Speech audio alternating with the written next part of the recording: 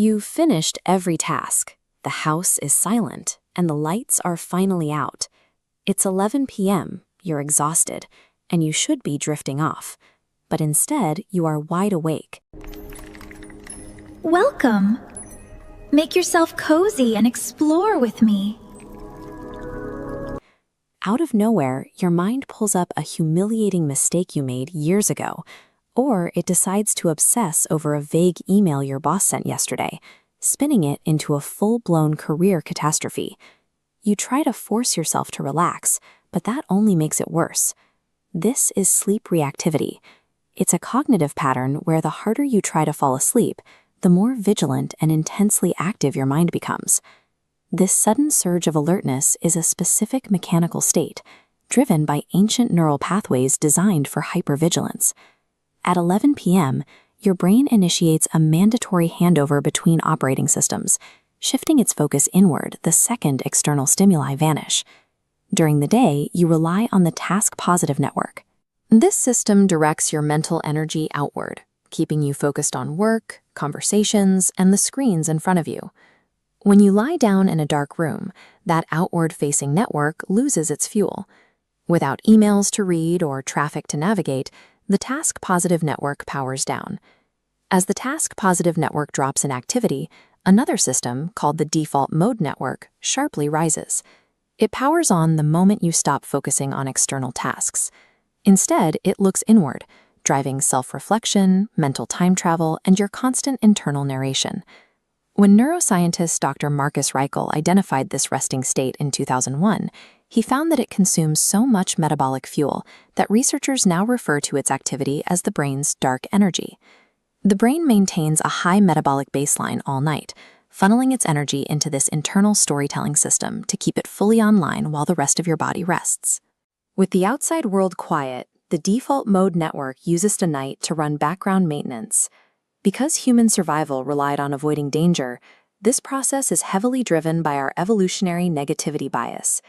This is why it pulls up embarrassing memories with such intensity. Your brain assigns priority encoding to moments of social rejection, treating a social misstep as a literal survival threat that must be reviewed. The neural pathways firing when you remember an old social faux pas are identical to the ones firing during a physical attack. Your brain treats these scenarios with the same urgency, running emergency drills for both.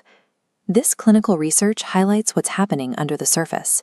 During the transition from wakefulness to deep non-REM sleep, structural connectivity between brain networks breaks down. The brain gets trapped in a localized loop of high activity, constantly scanning for threats without ever reaching a resolution. Without daytime distractions to occupy your attention, you are left alone in the dark with a hyperactive survival scanner that misinterprets silence as an opportunity to hunt for danger. The natural response to this midnight overthinking is resistance. You lie there attempting to forcefully command your brain to shut down and go to sleep.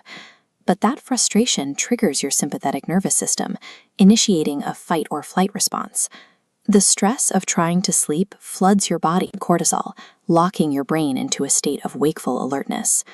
The central executive network, the system you use to command yourself, is a metabolically expensive resource that fatigues after a full day of use.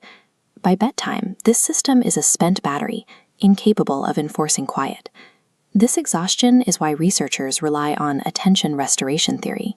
It provides a way to bypass those depleted executive circuits by engaging a different, effortless type of focus that doesn't rely on your tired willpower.